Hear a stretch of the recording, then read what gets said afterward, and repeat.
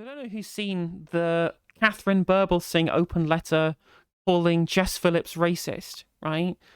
The people that I hate are fighting. I love it. Although I'm going to give incredibly highly critical support for Jess Philips in this instance. I think she is the one who's genuinely in the right here, okay? And in the right is correct rather than being right-wing, because although they're both right-wing, Katharine Birbalsingh is incredibly right-wing, so I'm going to critically support Jess Philips in this one. Katharine Birbalsingh has written an open letter saying that Jess Philips is engaging in racist and bullying behavior and whip up a social media storm against her, right? So what Katharine Birbalsingh did, was tweet out a picture of a Tina Turner with Ike Turner, her abusive boyfriend, with the caption "good times," right? Yeah, just good times, you know, you hanging around with your abuser, whatever it might be, right? And then Jess Philips tweeted saying essentially tweeting about how domestic abuse is never okay, and that she's propping up a status quo, pretty harmless tweet. And apparently, according to Ms. Birbalsingh, as far as the online harms bill, this was instigating a dogpile, when of course, from what I've seen of the evidence already, she was kind of getting dogpiled with this already, although Jess Philips clearly instigated further spread of this particular post. When further people called her out for this kind of stuff, I'm like, maybe don't call people hanging around with their abusers good times. Like, maybe it's bad vibes, to be honest, and people won't come at you on Twitter. But it just permanently show how incredibly Twitter brained this woman is, that she's now writing whole articles and open letters about MPs because of the tweets they've made, like things that they've said on Twitter. She inspired a vicious mob attack against me on Twitter on the evening of May the 24th, 2023, and called into question my school's safeguarding policies in a deliberative attempt to challenge my competence as a head teacher, as if you needed Jess Philips to have an official challenge to your competence as a head teacher, when we could just, read the things that you do and say. My view is that Miss Phillips' extreme and unprompted hostility toward me is motivated by my race. By this, I do not mean that she hates all people of colour. Her behaviour is a clear example of unconscious bias. I mean that she hates me, despite not knowing me, because she subscribes to the idea that black and Asian individuals in public life owe duty to voice opinions that match with the left-wing view of the world, or they are worthy of her contempt. I mean, there's basically no evidence of this, but there's lots of people online, really, that I've seen saying, I thought you didn't believe in unconscious bias, or I thought that was your work. I thought you thought that was woke virtue signaling. She's lampooning it by saying this, right? Because I don't believe at all that Katharine Birbalsingh really thinks that Jess Philips was deliberately being racist, but she is kind of playing a tactical race card, to try and mock other people who would pull the race card. But unfortunately, there's no such thing as pulling the race card. People will exhibit unconscious bias, and then you call people out for it. But that doesn't make someone a racist. It just means that they are doing a thing that is unconsciously racist. So you can't really expect them to be fired from their political party on grounds of racism for something they weren't even realising they were doing. That's the whole point. That's why it's unconscious bias and not conscious bias or deliberate bias. The letter said she went for dinner with a friend after tweeting, and then Jess caused the pile at 11:30 p.m. There seems to be some gaps in the story. Yeah, there are plenty of gaps in this story, but just to be clear, this is not her actually accusing Jess Philips of being racist. This is her pretending to act like what she thinks the left do, which is treat any issue in which a person of colour is treated badly as an aspect of racism, when no, right? The whole problem is that the bias has to be around specific racially coded issues. At no point did Jess Philips ever talk about the idea that Katharine Birbalsingh had to ascribe to a left-wing viewpoint because of her skin colour, or in any point in any of the tweets. She just said maybe don't tweet out pictures of people with their abusers and say good times, right? Of all the things that Jess Philips you can be hated for, her support for the victims of domestic violence is not something that you can hate her for. That is clearly a good thing that she does. There are plenty of bad things that she does. All the transphobia, for one example. It's what Tim Scott does here in the US. It's not that the women on The View aren't displaying some racist takes. It's that he spent years denying that racism even exists in the US. So now he just looks like a silly flip-flopper. Well, yeah, exactly, 100%. I mean, this is how her satire isn't working very well. Because if it doesn't have the clarity of purpose, it looks like what it's intending to criticise.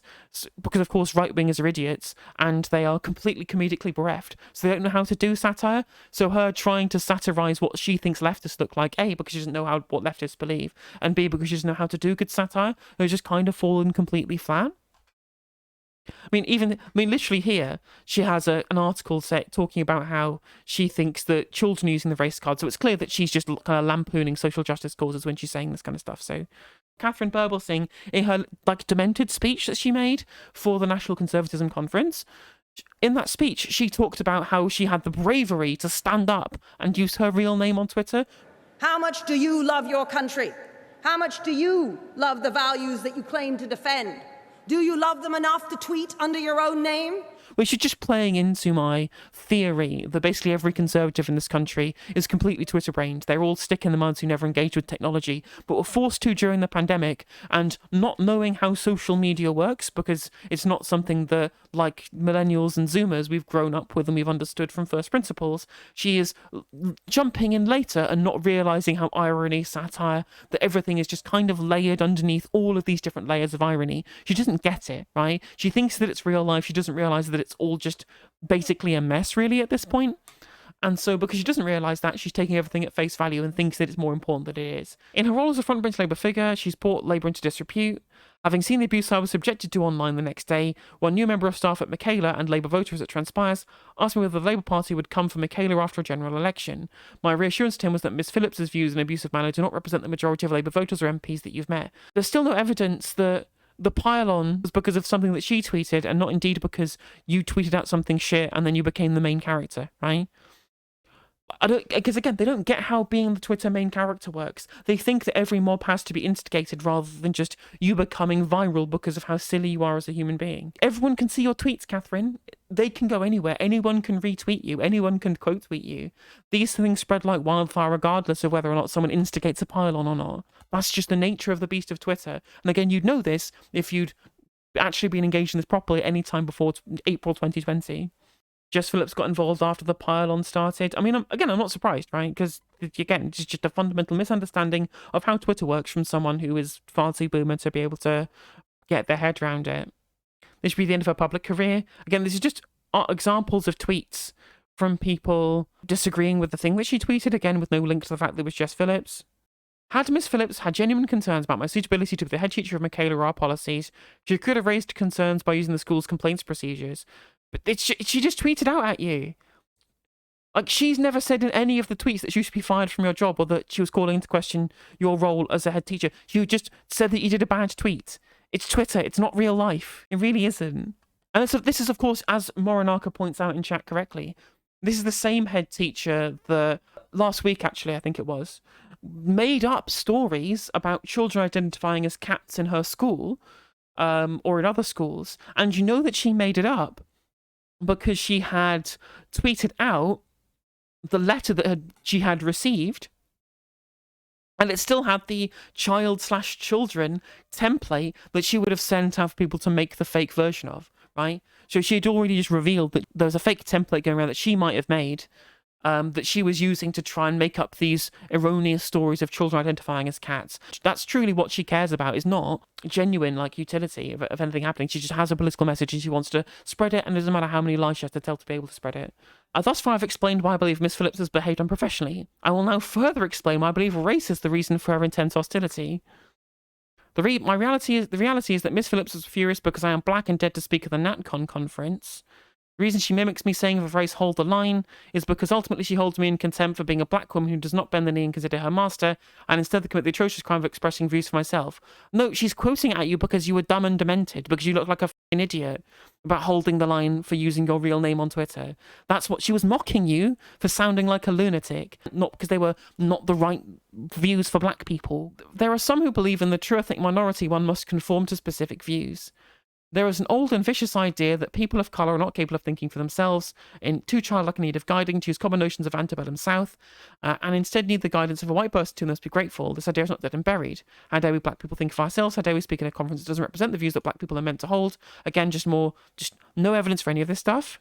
She's also commented that Asian background conservative political figures standing for election are somehow not Asian, presumably because they have been compelled with her demand they should be left-wing and to be considered an ethnic minority. Based upon this tweet, the "I want to be the leader of the Tory charade" that's been going on today is the despicable, selfish, couldn't give a shit about the country I'd expect. The country is in a f***ing crisis, rather pointless parading peacocks. You ain't no Aslan. This says Aslan, not Asian.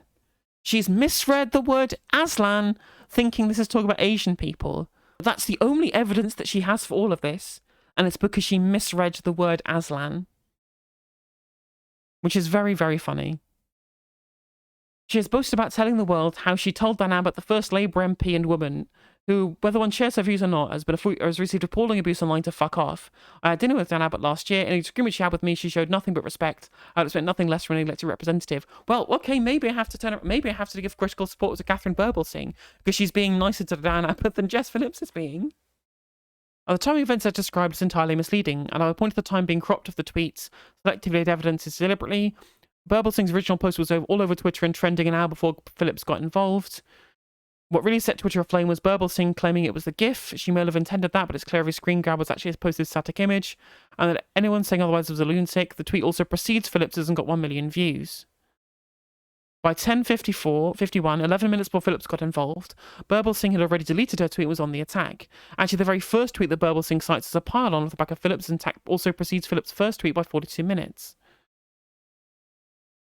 The actual accusation that Philips somehow caused the Twitter storm is misconceived. The original tweet caused it, exacerbated by Birbalsingh's doubling down. Well, there you go.